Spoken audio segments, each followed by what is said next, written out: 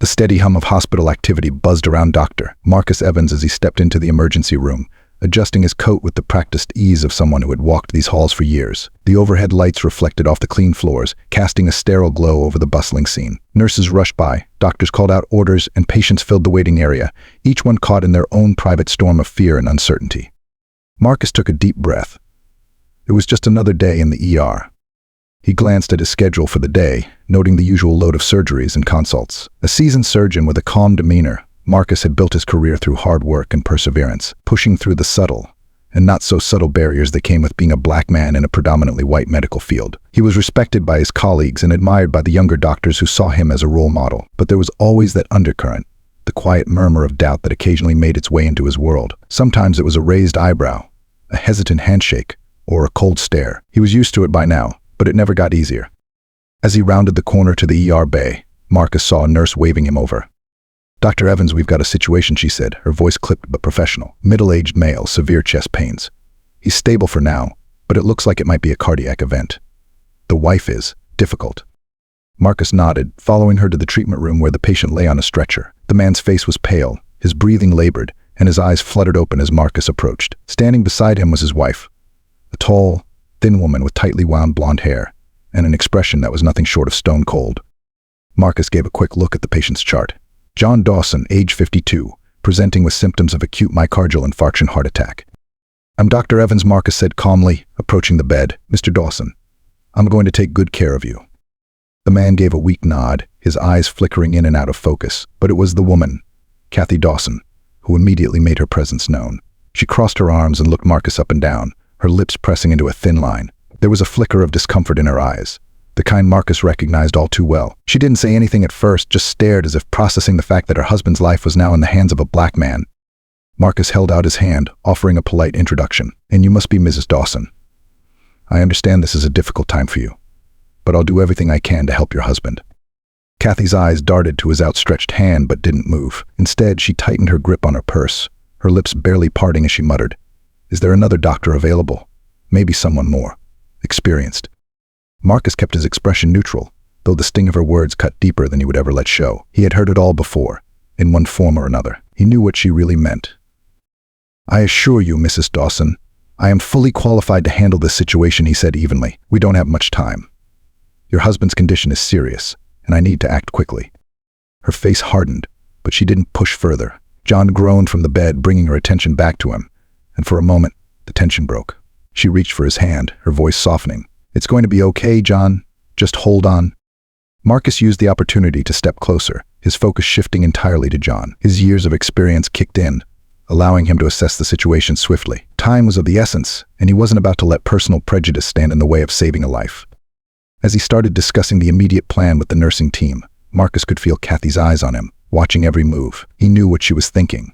She didn't trust him. To her, he wasn't just a doctor, he was a black man, and that meant something different to her. But Marcus had long since learned that his actions would speak louder than her assumptions. His mind was clear and focused on the task ahead. The next few hours would be critical for John's survival, and there was no room for error. As Marcus directed the nurses, Kathy hovered near the corner of the room, her hands tightly gripping the straps of her purse. Her unease was palpable, filling the small space like an invisible force. Marcus knew better than to engage her directly right now. His focus needed to remain on John, whose condition was steadily declining. The team worked efficiently, checking vitals, preparing medication, and getting the patient prepped for further diagnostics. John's heartbeat was erratic, his skin clammy and pale. Every minute that passed without intervention was a minute closer to the worst-case scenario. Marcus moved with precision, his hands flying over the chart as he reviewed the results coming in. "It's an acute coronary event. We need to get him into surgery immediately," he said, already anticipating the next steps. One of the younger nurses, new to the team, glanced nervously at Kathy. "Doctor, should we?" "No delays," Marcus interrupted, his voice firm but calm. "We need to move fast." The room was a flurry of activity as the team prepared John for surgery. Kathy took a few steps forward, her expression a mixture of fear and distrust. "Surgery? But how do we know it's necessary? Can't you try something else?" Marcus looked up from the chart, meeting her eyes. Her fear was understandable. Any spouse would be terrified in a moment like this, but her hesitation was more than just concern. It was the same hesitation he had seen countless times before, the kind that whispered unsaid doubts about his ability because of his skin color. "I understand this is overwhelming," Marcus said, his voice steady, "but time is critical here. Your husband's condition is life-threatening. The surgery is the best option. We have to save him."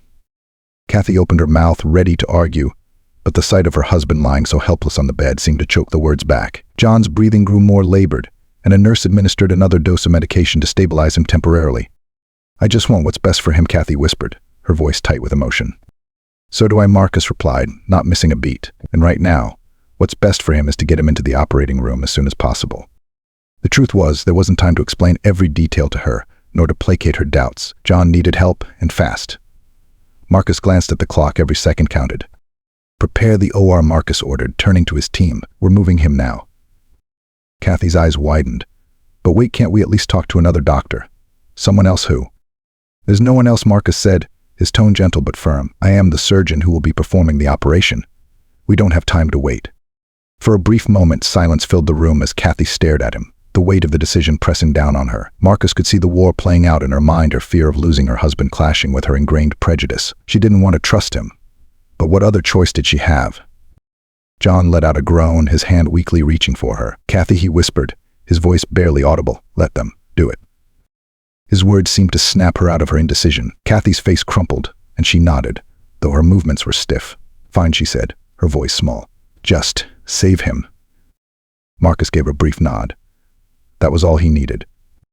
As the team prepared to wheel John to the operating room, Marcus walked alongside them, his thoughts already racing ahead to the procedure. He blocked out the noise, the stares, and the subtle tension that still clung to Kathy's posture. This wasn't about her anymore, this was about saving a life. They reached the OR, the sterile environment, a sharp contrast to the chaotic emotions that had been swirling just moments before. Marcus scrubbed in, his mind focused entirely on the task ahead. The sound of monitors beeping and nurses prepping the room created a familiar rhythm, one that brought a strange sense of calm. This was where Marcus excelled, where his training and skill could override everything else. Once in the OR, Marcus took a moment to assess the situation. John was stable for the moment, but time was running out. Marcus took a deep breath, pushing aside any lingering thoughts of Kathy's refusal to shake his hand, or the look in her eyes when she first saw him. None of that mattered now. "Let's begin," Marcus said, his voice steady. The surgical team moved in sync, everyone knowing their role, each step carefully choreographed to maximize efficiency. Marcus's hands were steady, his movements precise as he made the first incision. The room fell into a tense silence, the weight of the moment hanging in the air. For Marcus, there was no room for error. Every decision, every move had to be exact. He could feel the unspoken pressure that always accompanied him in these situations, the need to prove, once again, that he belonged here, that he was the best at what he did, no matter what anyone thought. As the procedure progressed, Marcus stayed focused, his mind a constant stream of calculations and adjustments. He worked quickly but methodically, his every action a testament to the years of training that had brought him to this point. Hours passed, but Marcus didn't waver. His sole focus was on John and ensuring he would come out of this alive. There was no room for distraction, no space for anything but the task at hand. Finally, as the last stitches were placed and the heart monitor's steady beep filled the room, Marcus stepped back, a sense of relief washing over him. John had made it through the surgery. His life had been saved. But as Marcus looked down at the man on the operating table, he knew that outside, Kathy was waiting. And she wasn't just waiting to hear if her husband had survived, she was waiting with all the weight of her prejudice. And what came next wasn't just about John's recovery.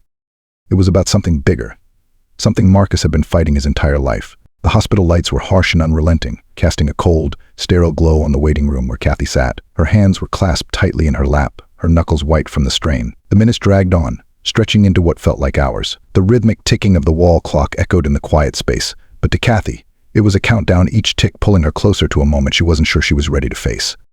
Her mind raced with 1,000 thoughts, but one kept coming back, circling like a vulture. Dr. Marcus Evans. The name left a bitter taste in her mouth, and yet she couldn't deny the facts. He was the one in there, operating on John, her husband, the only person she had ever really loved. Despite the gravity of the situation, she still couldn't shake the discomfort she had felt when he introduced himself. The firm handshake she had refused to take, the way he had remained calm and collected despite her obvious distrust. She wasn't proud of it. In fact, sitting here, she could almost admit to herself that it had been petty, even shameful. But pride kept her from sinking fully into that realization. She glanced at the clock again. It felt like a lifetime had passed since they had wheeled John into the operating room. He was still in there, his life in the hands of a man she didn't trust, not because of his qualifications, but because of something else, something that had been ingrained in her since childhood, something she had never questioned until today. Footsteps echoed down the hall, pulling Kathy from her thoughts. She straightened in her seat, her heart pounding in her chest. Was it over? Was John okay? The fear gripped her tightly, squeezing her chest like a vice. The door to the waiting room opened, and Dr. Marcus Evans stepped through, his expression calm but serious. His surgical scrubs were still fresh, though Kathy imagined the weight of the past hours must have been heavy on his shoulders. He approached her slowly, his hands clasped in front of him, and she found herself gripping the arms of the chair, bracing for whatever news he had to give. "Mrs. Dawson," he began, his voice steady, "your husband is stable. The surgery was successful." The words washed over her like a wave, crashing against the wall of fear she had been building. For a moment she couldn't speak. Relief mingled with disbelief, and it took everything in her not to break down right then and there. John was alive.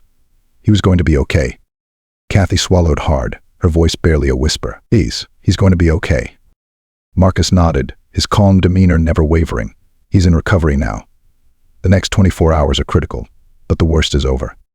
She wanted to say something, thank him, maybe, but the words got caught in her throat. There was a part of her that wanted to apologize, to acknowledge the coldness she had shown him earlier. But another part, the part that had been there for as long as she could remember, held her back. She didn't know how to reconcile her feelings, how to balance the gratitude she felt for him saving John's life with the discomfort that still lingered in her heart.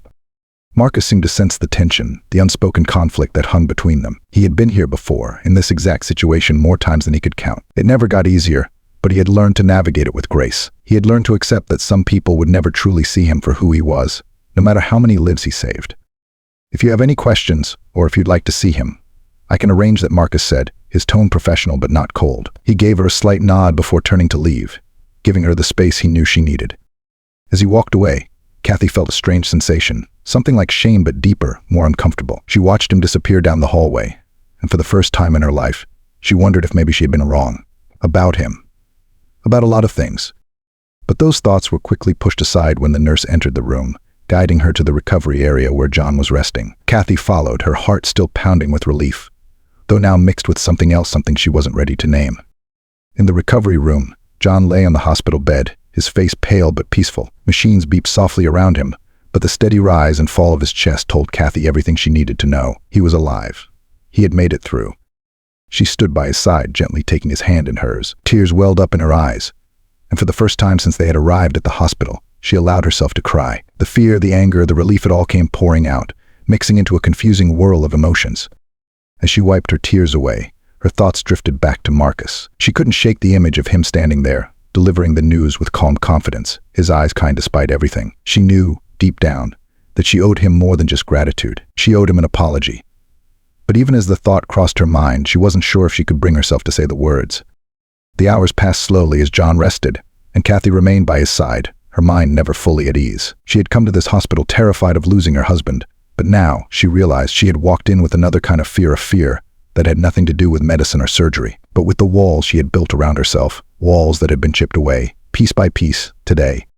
The soft beeping of the machines faded into the background as Kathy sat beside John's hospital bed, her mind still swirling with a strange mix of relief and guilt. John's hand lay limp in hers, his breathing steady, the life-saving surgery having taken a toll on his body. She couldn't stop looking at him, her husband, the man she had been so afraid of losing just hours ago. He looked fragile now, but alive. That was all that mattered. Yet, as much as Kathy wanted to focus on John's recovery, her thoughts kept returning to Dr. Marcus Evans.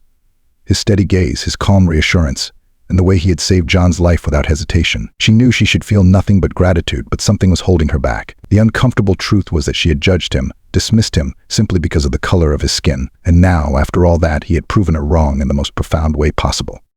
A nurse entered the room quietly, her shoes making soft squeaks on the polished floor. "Mrs. Dawson," she said gently. "Dr. Evans will be in soon to check on Mr. Dawson. If you need anything, don't hesitate to ask."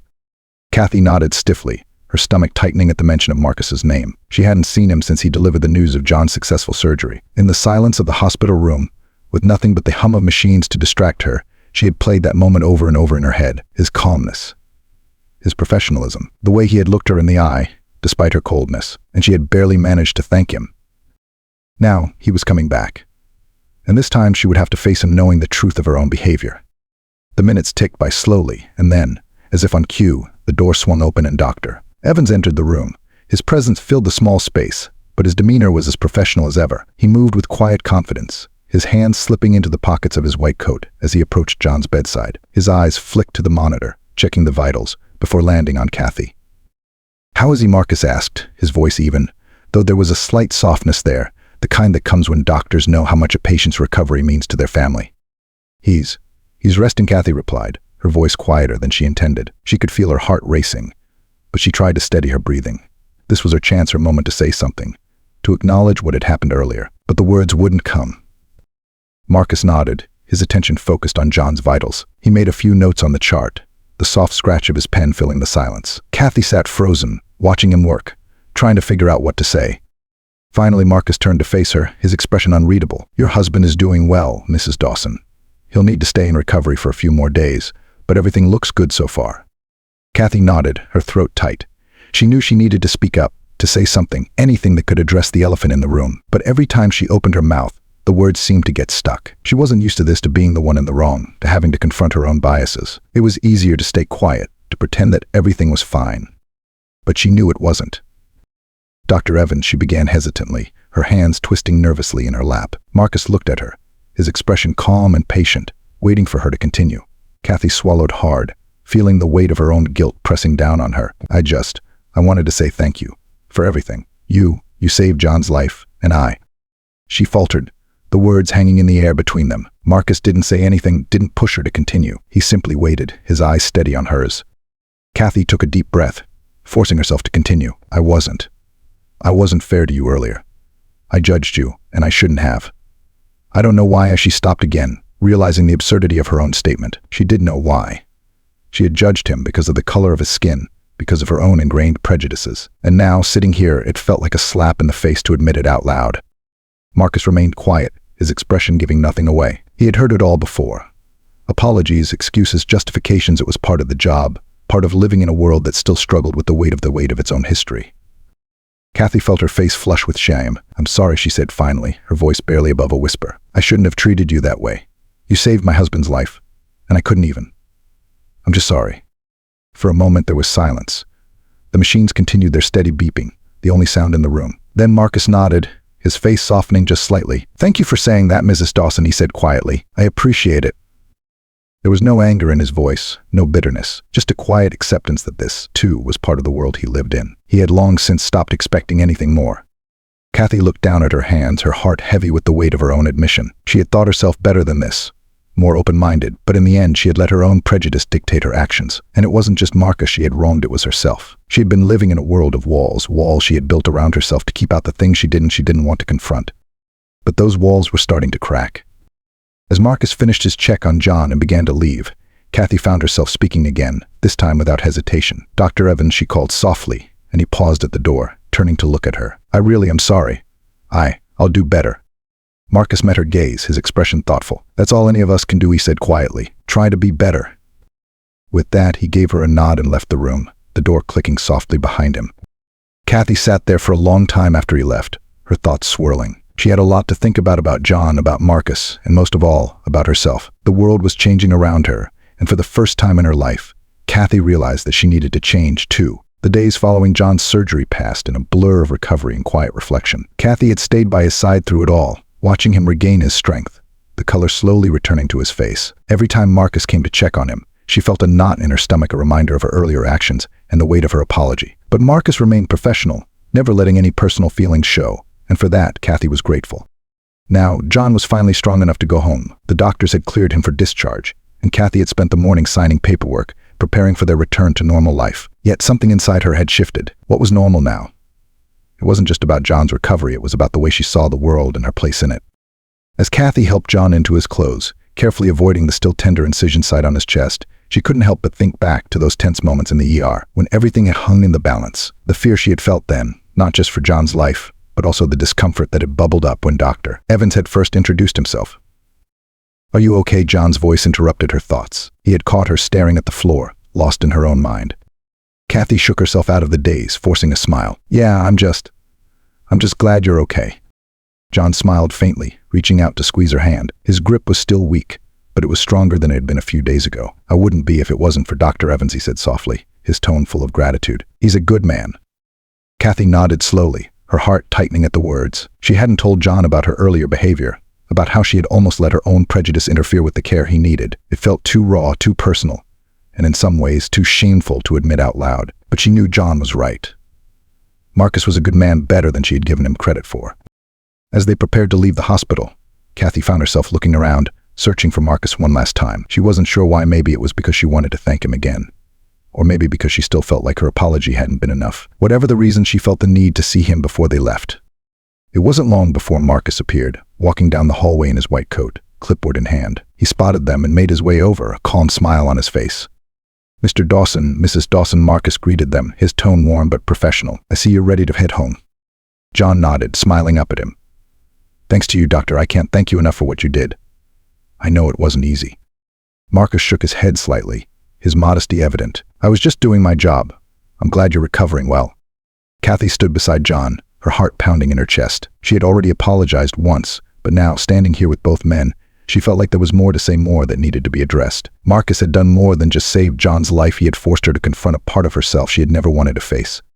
Before she could think too much about it, the words spilled out. Dr. Evans, as she paused, glancing at John, who looked at her curiously. I don't think I can ever fully express how grateful I am for what you did.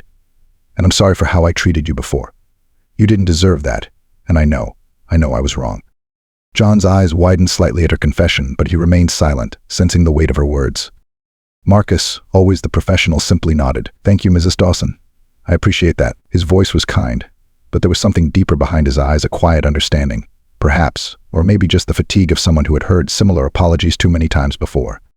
Kathy felt a lump rise in her throat, but she swallowed it down, refusing to let the moment pass without fully acknowledging the truth. I know this might sound small, but I want you to know that I'm going to work on this, on myself. I can't change how I acted, but I can do better. I have to do better. Marcus studied her for a moment, his gaze softening. That's all anyone can ask for, he said gently, echoing the words he had spoken before. There was a brief silence between them, filled only by the sounds of the hospital around them. Kathy didn't know what else to say. In that moment, it felt like there were no words big enough to capture the complexity of what had happened, how her narrow view of the world had been challenged, not by lectures or confrontation, but by a simple act of humanity. Marcus had saved her husband's life, and in doing so, he had forced her to see him as more than just his skin color. He had shown her, through his actions, that the world was far bigger and more complex than she had ever allowed herself to believe. Marcus excused himself after a few more minutes, leaving Kathy and John to head home. As he walked away, Kathy watched him go, her thoughts swirling. She wasn't sure what would come next, how much she could change, or how long it would take, but she knew one thing: her life and her outlook would never be the same. As they made their way out of the hospital, Kathy found herself feeling lighter, as though a weight she hadn't even realized she was carrying had been lifted. She knew the road ahead wouldn't be easy, confronting her own biases and learning to see the world differently. But she also knew it was a journey she had to take. For John, for herself, and for people like Marcus, who had given her a second chance, not just at saving her husband, but at changing herself. The drive home was quiet. John dozed off in the passenger seat, still exhausted from the ordeal, while Kathy navigated the familiar roads in silence. The weight of the past few days hung heavy in the air between them. But for the first time, Kathy didn't feel suffocated by it. Instead, there was a strange sense of clarity, a feeling that, though she couldn't change what had happened, she could change what came next. As they pulled into the driveway of their suburban home, Kathy turned off the car and took a deep breath. The house looked the same as it always had, neat, pristine, with its perfectly manicured lawn and white picket fence. But something about it felt different now. The life they had built together, the life that had felt so secure just a week ago, had been shaken to its core. John's brush with death had changed everything. With a soft groan, John stirred awake. Home sweet home, he murmured, giving Kathy a tired smile. She smiled back, though it didn't quite reach her eyes. Let's get you inside, she said, unbuckling her seatbelt and stepping out of the car. She helped John out slowly, guiding him toward the front door. His steps were shaky, but he was standing, walking, alive, and for that she was endlessly grateful. Inside, the house was quiet, save for the ticking of the grandfather clock in the living room. Kathy helped John settle onto the couch, propping his feet up and fetching him a blanket. As she moved around the house, she couldn't shake the feeling that everything was different now, that something fundamental had shifted in the way she saw the world, and even the way she saw herself. John watched her as she fussed over him, his eyes filled with a quiet gratitude. You okay? Kathy asked, his voice still a little hoarse from the surgery. She paused, looking down at him, her hands resting on the back of the couch. For a moment, she didn't know how to answer. Was she okay? The truth was, she wasn't sure. Her husband had almost died, and in the process she had been forced to confront parts of herself she hadn't wanted to see. I will be, she said softly, her voice thick with emotion. It's been a lot. John nodded, his eyes soft with understanding. He reached for her hand, and she took it, feeling the warmth of his skin against hers. You know, he began quietly, I'm not sure I ever really thanked you for being there for me. I know I've been out of it, but I'm just glad you were there." Kathy smiled, blinking back the tears that threatened to spill over. "Of course, I was there," she whispered, squeezing his hand gently. "I wouldn't have been anywhere else." They sat like that for a while, the quiet of the house wrapping around them like a comforting blanket. But as much as Kathy tried to focus on the relief of having John home, her thoughts kept drifting back to Dr. Evans. His calm voice, his steady hands, the way he had saved John's life without hesitation, even after she had treated him so poorly. It was a strange thing, realizing just how much one person could change the way you saw the world. Kathy had always considered herself to be a good person, a fair person, but now, after everything that had happened, she wasn't so sure. She had judged Marcus, dismissed him, simply because of the color of his skin, and yet he had saved her husband's life, not because of who she was, but because of who he was: a skilled surgeon, a compassionate human being, someone who had chosen to rise above her prejudice. "I was wrong," Kathy said suddenly, breaking the silence. John looked at her, his brow furrowing in confusion. "What do you mean?"